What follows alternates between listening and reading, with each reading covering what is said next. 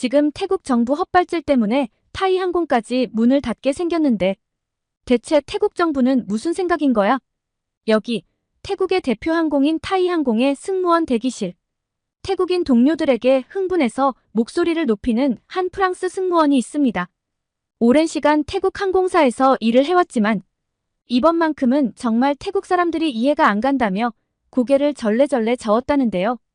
그리고 얼마 지나지 않아 이 여성분이 지금 한국에 와 있다고 합니다. 대체 무슨 사연인지 궁금해지는데요. 오늘의 사연 시작합니다. 안녕하세요. 저는 타이항공에서 일하고 있는 프랑스 출신의 소피라고 합니다. 프랑스 사람인데 태국 항공사에서 일하는 게 좀 특이하게 보이시겠죠? 제가 비행을 할 때 태국어로 사와디카 라고 인사할 때 승객들의 눈이 동그래지는 걸 자주 봤는데 아마 제 이야기를 듣는 분들도 동그랗게 눈이 커지셨을 것 같네요. 그간 타이항공에서 일하며 금발의 푸른 눈을 가진 서양인이 유창한 태국어로 인사하는 모습이 신선한 충격이라는 이야기를 많이 듣긴 했어요. 정말 많이 듣는 질문이 어떻게 프랑스 여성인 제가 태국 항공사에서 일하게 되었을까? 인데요.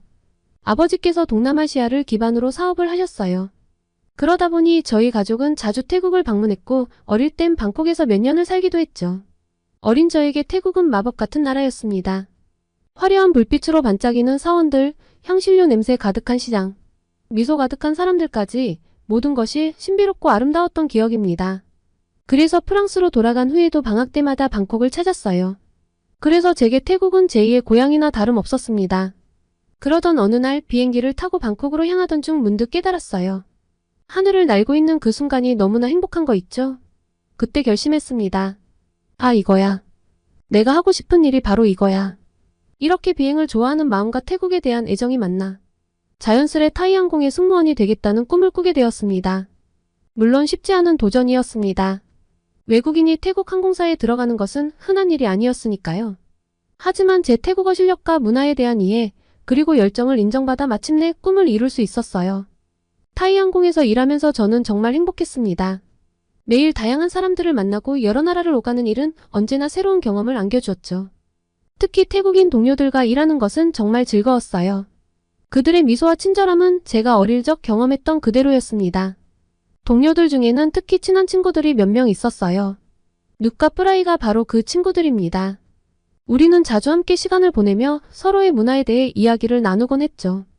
누카 프라이는 제게 더 깊이 있는 태국 문화를 가르쳐 주었고 저는 그 친구들에게 프랑스의 문화를 소개했어요. 이렇게 타이항공에서의 제 삶은 순조롭게 흘러가고 있었습니다. 하지만 최근 들어 뭔가 분위기가 달라지기 시작했어요. 최근 몇 달 사이 누카 프라이의 SNS에서 이상한 변화를 느끼기 시작했습니다. 벤코리아라는 해시태그가 자주 보이기 시작한 거죠. 처음에는 뭔가 일이 있었나 보다 하고 그냥 넘겼어요.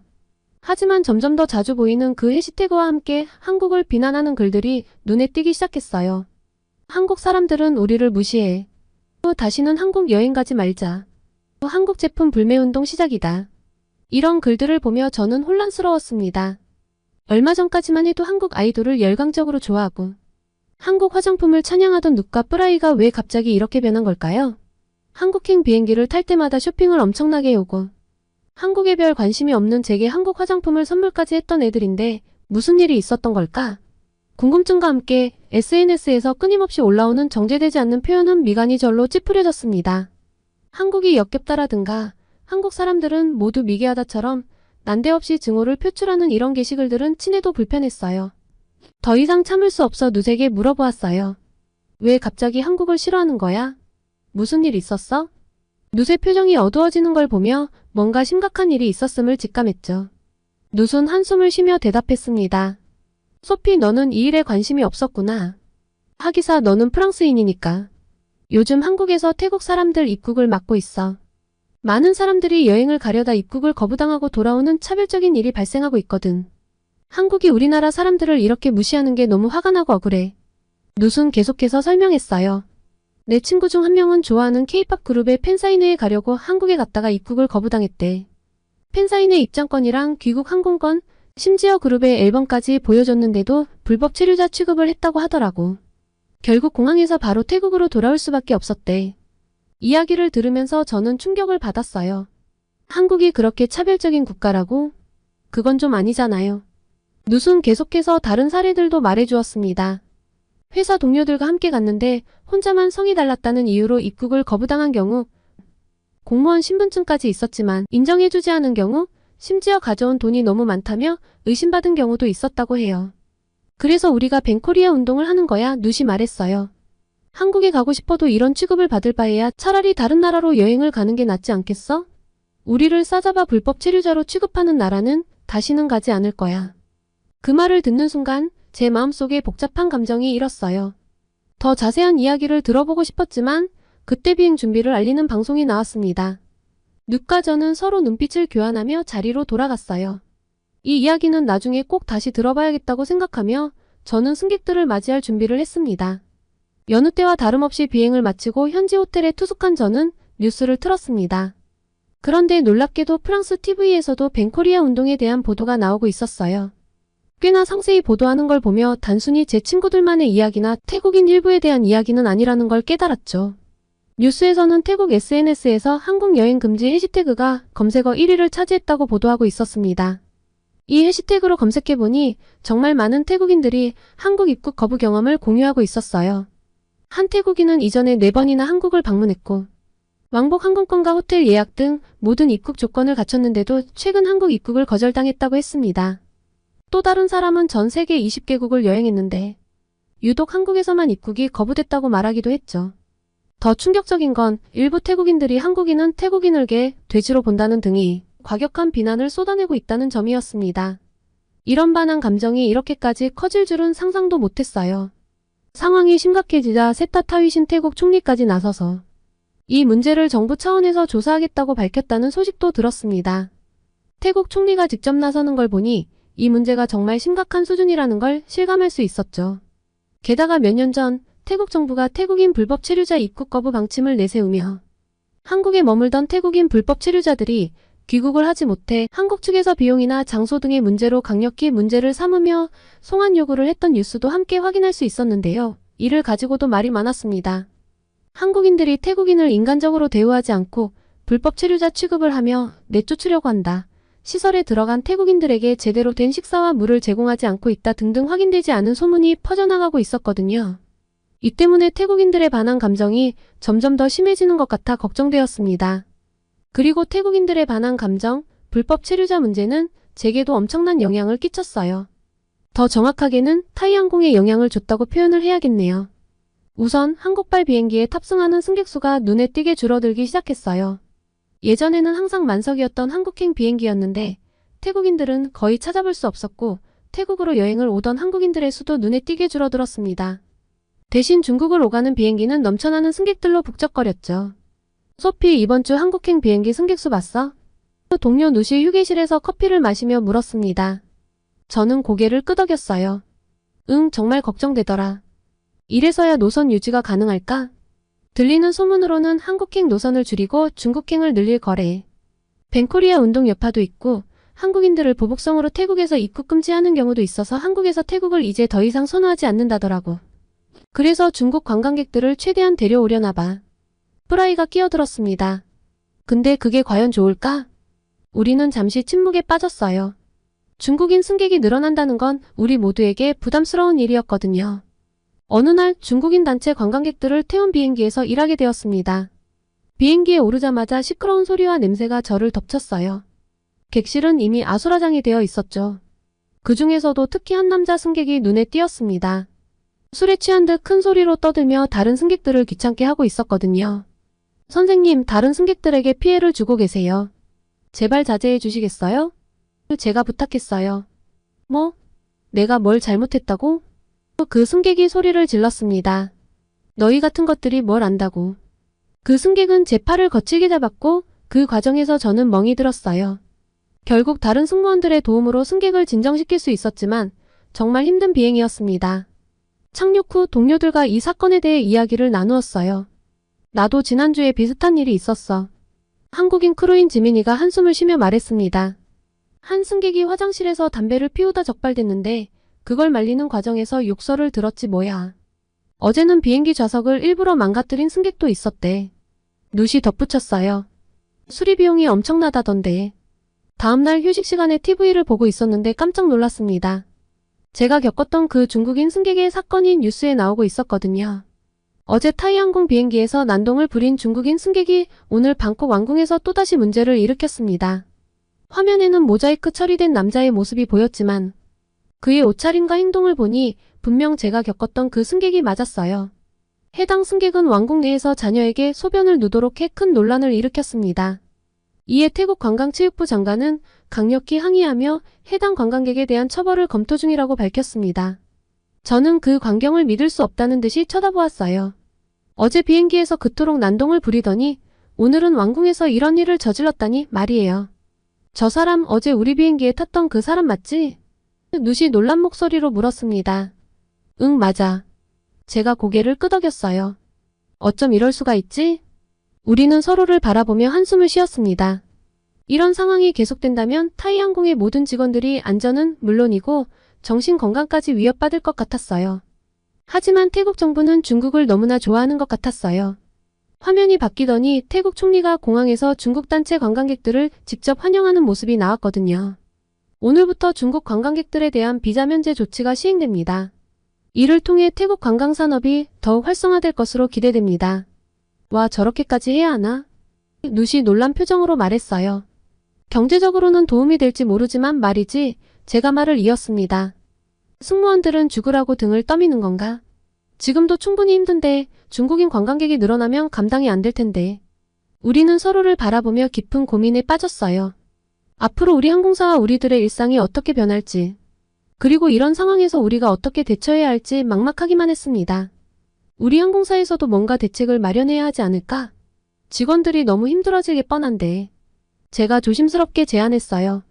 맞아. 누시 동의했습니다. 특별 교육이라도 받아야 할 것 같아. 이런 상황에 대처하는 방법 같은 거 말이야. 그리고 회사 차원에서 우리의 안전을 보장하는 정책도 필요해. 누시 덧붙였어요. 다음날 우리는 긴급 직원 회의를 소집했습니다. 모두가 모여 현재 상황에 대해 이야기를 나누었죠. 최근 중국인 승객들의 문제 행동이 늘고 있어요. 우리의 안전이 위협받고 있습니다. 한 동료가 말했어요. 다들 사실 벤코리아가 아니라 벤차이나여야 하는 거 아니냐며 온갖 불평불만을 늘어놨죠. 그때 태국인들의 마음을 좀 본 것 같아요. 사실은 한국이 좋은데 한국이 우리를 싫어한다고 생각하니 마음이 뒤틀려버린 것 아닐까. 우리는 오랜 시간 토론을 했어요. 결국 회사 측에 몇 가지 제안을 하기로 했습니다. 첫째, 모든 승무원들에게 문화 다양성 교육을 실시하자는 거예요. 둘째, 문제 승객 대응 매뉴얼을 만들자고 했죠. 셋째, 승무원들의 안전을 위한 보안 인력 증원을 요청하기로 했습니다. 적어도 중국 관광객들이 앞으로 계속 올 거라면 이 정도의 목소리는 내야 한다고 생각했어요.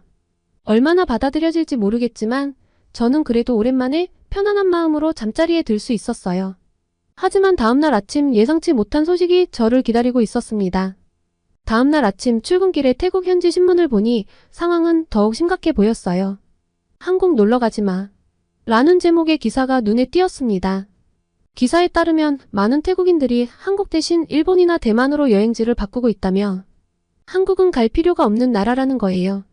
일본의 아류작 같은 나라라는 차별적 언어까지 곁들여 정말 심각해 보이는 수준의 기사였습니다. 제가 한국을 딱히 좋아한다거나 관심이 있다거나 한 건 아니지만 사실 중국 승객이 늘어나는 건 우리의 근무 환경과 직결되는 문제이니 골치가 아파왔죠. 출근해서 동료들과 이야기를 나눠보니 모두들 이 상황에 대해 걱정하고 있었습니다. 그리고 제가 미처 체크하지 못했는데 타이항공 내 한국인 승무원들도 문제였어요. 태국에서 느껴지는 반한 감정 때문에 스트레스를 엄청나게 받고 있더라고요. 은근히 배척하는 분위기도 느껴지고요.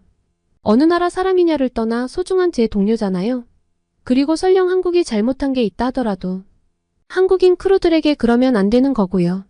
무엇보다 태국의 일방적인 주장 말고 균형 있는 시각이 필요할 때였습니다. 저는 잠시 생각에 잠겼어요.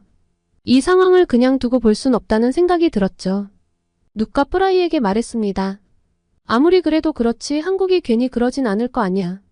이유가 있을 것이고 오해가 있다면 풀어야지. 난 한국을 잘 모르지만 어떤 특정 국가가 괜히 그러는 건 아닐 거라고 생각해. 그때 한국인 승무원인 지민 씨가 지나갔습니다.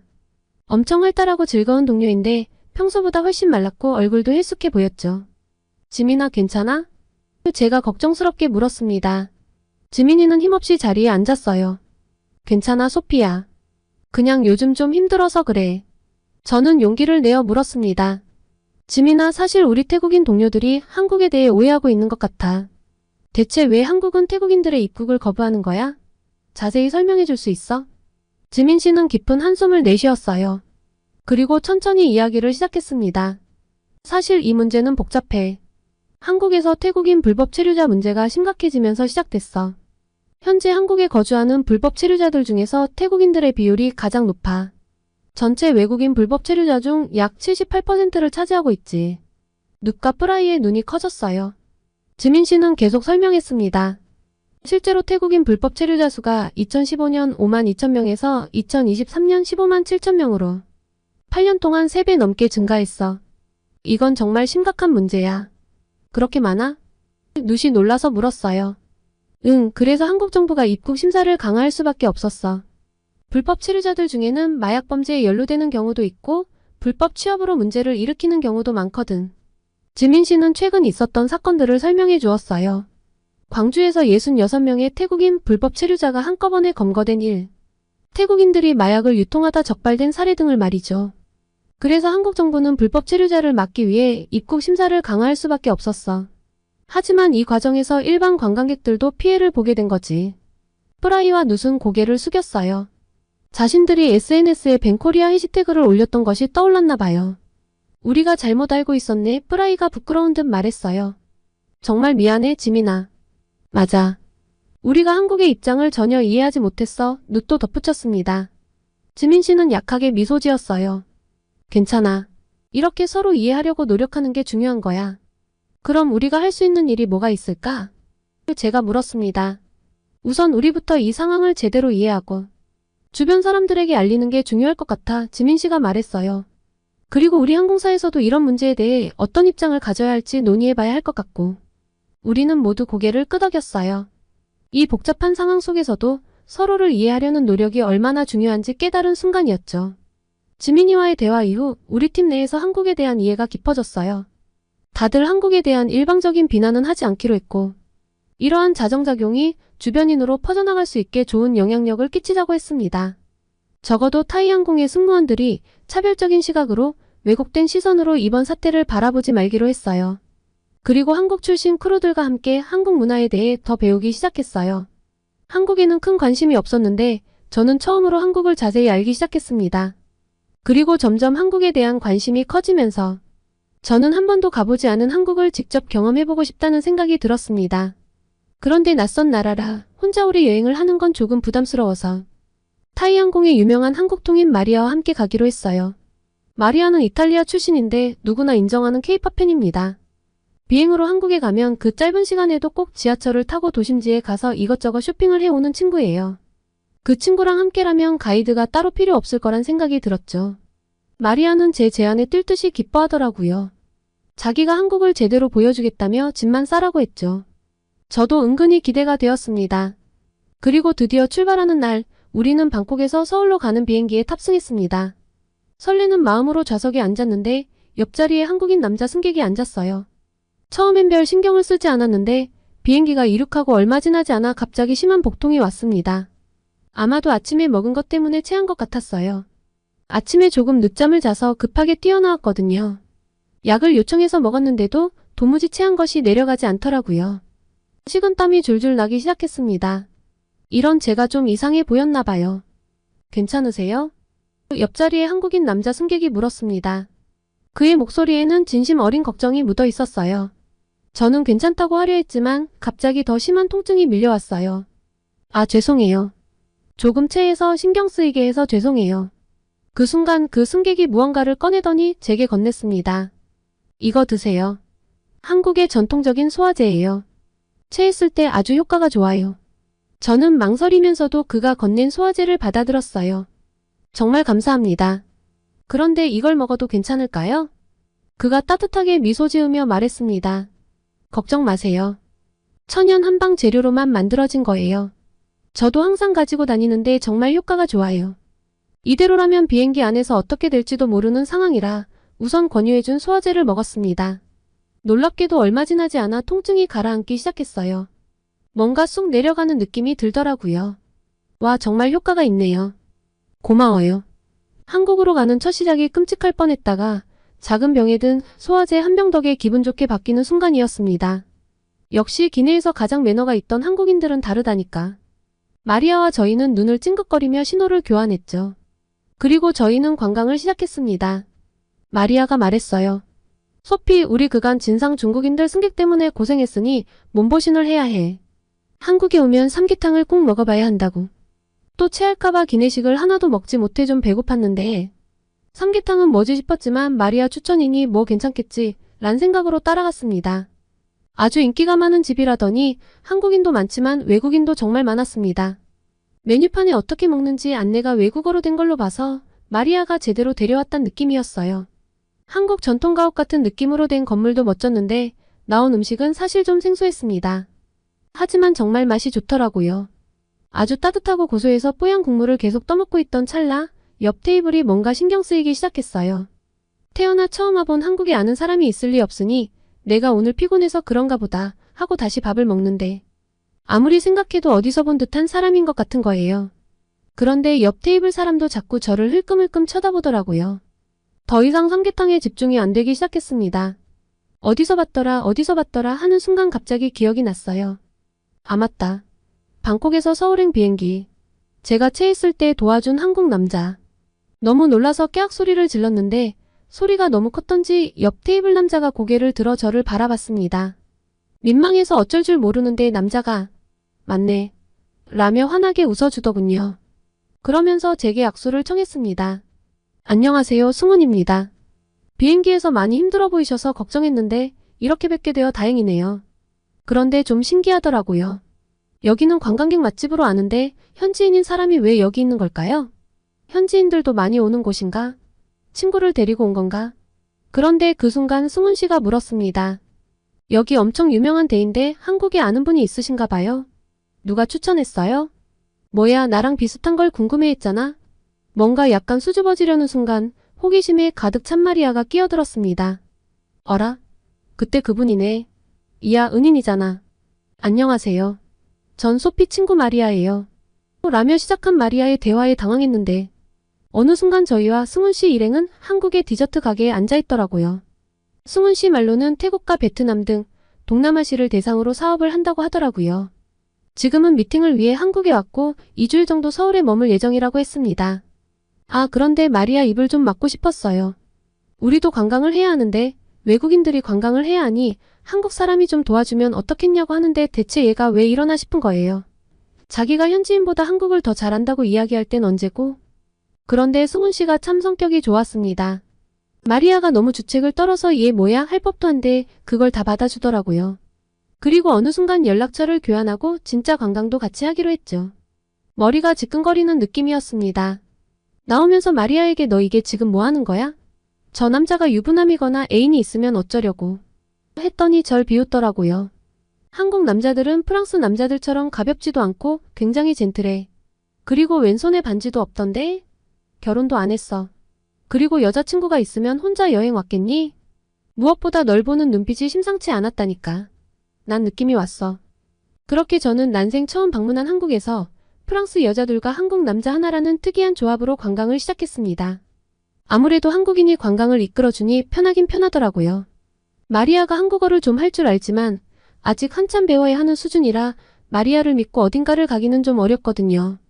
그리고 무엇보다 얼떨결에 2명의 외국 여자를 데리고 관광을 시켜줘야 하는 승훈 씨 입장도 곤란했을 텐데 배려도 잘해주고 참 친절했습니다. 많이 걸을 땐 가방을 들어주기까지 했어요. 처음엔 당황스러웠는데 승훈 씨의 매너에 적응해버린 제가 당황스러울 정도였죠. 그리고 많은 대화를 통해 조금씩 알아갈수록 참 괜찮다는 생각이 들더라고요. 프랑스 남자들이 로맨틱하다고 알려져 있지만 사실 좀 많이 가볍거든요. 제가 대학 때 만나봤던 프랑스 남자들은 하나같이 진중함이라고는 찾아볼 수 없는 사람들이었어요. 그런데 승훈 씨는 참 진중한 편이었습니다. 영어, 태국어도 수준급으로 잘해서 소통하기도 어렵지 않았고요. 제가 한국 여행을 오기 전 마리아가 귀에 피나도록 이야기했던 한국의 장점은 사실 잘 기억이 안 났는데 승훈 씨가 말하는 한국 이야기는 왜 그렇게 재미있고 속속 들어오는지 참 신기했던 경험이었습니다. 많이 친해져서 방콕으로 돌아가는 비행기도 같이 맞추기로 했죠. 그리고 방콕으로 돌아가는 비행기에서 승훈 씨가 이야기를 했습니다. 저와 진지한 관계가 되었으면 한다고요. 결말이요? 다들 예상하시듯 진지하다 못해 아주 깊은 관계로 잘 만나고 있답니다. 승훈 씨를 통해 한국과 한국인을 알아가면 알아갈수록 그때 호들갑을 떨며 함께 관광을 하게 해준 마리아에게 참 고마워요. 마리아 말대로 한국 남자는 프랑스 남자들에 비해서 아주 젠틀하고 진중했습니다. 매너도 아주 좋고요. 좀 특이한 면은 있었습니다. 지금은 적응을 했는데요. 화장실을 정말 자주 가더라고요. 프랑스 사람들과는 달라서 좀 생소했어요. 정말 관리가 철저하구나 하고 느꼈는데요. 아침에도 샤워를 하고 나가고 저녁에도 샤워를 하는데 좀 더운 날이면 중간에도 샤워를 하더라니까요. 그렇게 자주 씻어서 냄새가 안 나는 걸까요? 그런데 밖에서 돌아다니다가 땀을 흘려도 나쁜 치취가 전혀 없더군요. 데오드란트를 쓰지 않는데도 몸에서 향긋한 냄새가 나다니 정말 부러워요. 그리고 밥도 좀 많이 먹어요. 태국 사람들은 많이 먹지 않거든요. 그러다 보니 태국의 1인분이 참 작은데 승훈 씨는 태국에서 3인분은 먹어야 1인분 먹은 것 같다며 정말 잘 먹습니다. 식당에서 메뉴를 시킬 때마다 다들 깜짝깜짝 놀랄 정도예요. 신기한 건 그렇게 먹는데 살이 잘 안 찌더라고요. 이렇게 쓰고 보니 부러운 점들이 많네요. 생각해보면 참 신기해요. 한국에 별 관심이 없던 제가 벤코리아 운동을 계기로 한국에 대해 잘 알게 되고 한국에 여행을 오고 비행기에서 체하는 바람에 승훈 씨가 제 얼굴을 제대로 기억할 수 있었고 서울의 삼계탕집에서 만난 승훈 씨까지 꼭 드라마 같지 않나요? 이렇게 좋은 사람을 만나게 된 것에 매사 감사한 요즘입니다. 얼마 전 프로포즈를 받아서 조만간 한국으로 승훈 씨 부모님을 다시 뵈러 갈 예정인데요. 사실 제 첫 한국 관광은 승훈 씨에 대한 기억만 있어서 이번에 가면 한국의 명소를 제대로 둘러볼 예정입니다. 한국 관광을 하면서 또 재미있었던 이야기가 있으면 전하겠습니다. 맞다. 정작 마리아는 한국 남자를 만나고 싶은데 남자친구를 아직 못 만났다고 울상인데 구독자분들 중 좋은 한국 남자가 있으면 소개해 주실 수 있을까요? 한국어도 이제 곧 잘하고 좀 정신없고 수다스러워서 그렇지 애가 착하긴 착하거든요. 좋은 사람 있다면 꼭 추천 부탁드려요. 오늘은 프랑스 출신으로 태국의 타이항공 승무원으로 일하며 태국의 벤코리아 운동을 객관적인 시선에서 지켜봤던 타이항공 승무원분의 사연이었습니다. 오늘의 사연이 마음에 드셨다면 구독과 좋아요를 눌러주세요. 여러분의 구독과 좋아요는 계속해서 좋은 사연을 소개할 수 있는 힘이 됩니다. 이상 감동저장소였습니다.